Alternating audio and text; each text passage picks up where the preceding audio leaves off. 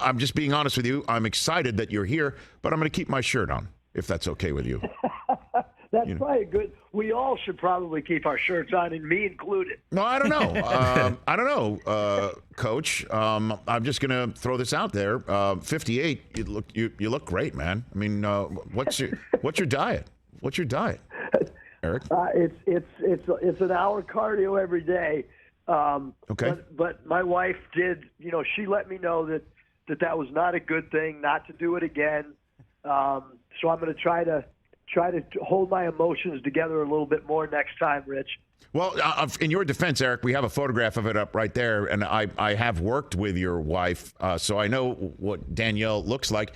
I think that's her right in front of you, cheering you on. So in this still photograph, I'd have to push back on any pushback from the missus, not to get involved. But well, I think Danielle was so excited for the W that she actually put up with it.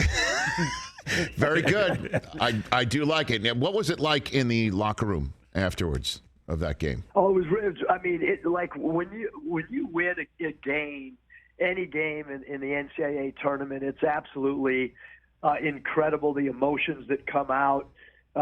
Certainly after a loss, there is a lot of tears, but even after wins, you see guys crying, and when you win and advance, the camaraderie, the chemistry, everything just continues to grow. The buy-in continues to grow, but there's nothing like winning in this tournament and advancing, and then to be able to do it against the number one seed and the defending champions.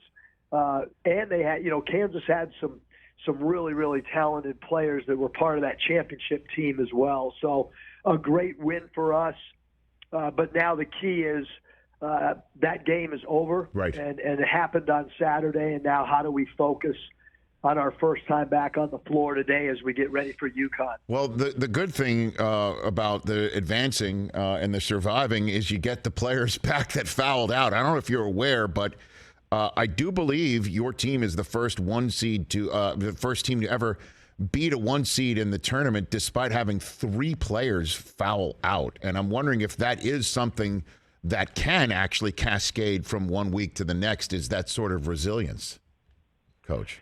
Well, we were put in some unique situations with 3 guys fouling out because, our player that was kind of the go-to guy the entire second half was Devontae Debo Davis, and he picked up his 5th foul with about 1:40 to go, and we were actually down 3, and we had to kind of change who we were running sets for. We went to Ricky Council and kind of played our small forward at the point guard position, handling the ball in pick and rolls, and then even towards the end of the game, we were kind of shuffling.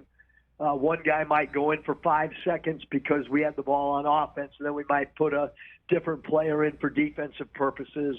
And then a third guy went in just with 7 seconds to go, just for rebounding. And those 3 guys in particular had not played the entire 39 minutes up until the last minute of the game. So, but hey, we're a physical team, and sometimes we do get in foul troubles because of our aggressiveness on both sides of the floor. Well, I mean, your team did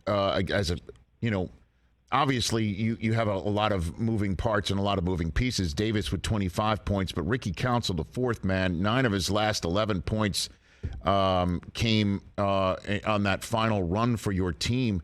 He was terrific and followed up his free throw, and that was a huge moment for you guys. What do you say in the huddle when you do get these guys in front of you and there's a bunch of guys who have fouled out and you got to dig deep? What do you say to a team like that? Yeah, just continue to talk about belief and continue to talk about getting a shot on goal and understanding the ball's got to have eyes and find an open teammate if you get trapped or double teamed. And it's so interesting, Rich, because these games always come down to a little thing. You mentioned the missed free throw by Ricky Council, and Jordan Walsh actually spun to the baseline and got a piece of the ball, as he was obviously not an inside rebounder because we were shooting, but he did a great job of really aggressively trying to tip the ball back out. And not often does the guy that shoots a free throw miss it. The ball comes back to him, and then he ends up drawing 2 more fouls. He could have actually backed the ball out. He made a really aggressive, smart move to just take 1 or 2 dribbles, get right back to the rim, and get back on the foul line. But all these games that are close, there's always like little 1 or 2 defining plays that are the difference between a win and a loss. Catch the Rich Eisen Show every single day on the Roku channel, 12 to 3 Eastern, for free.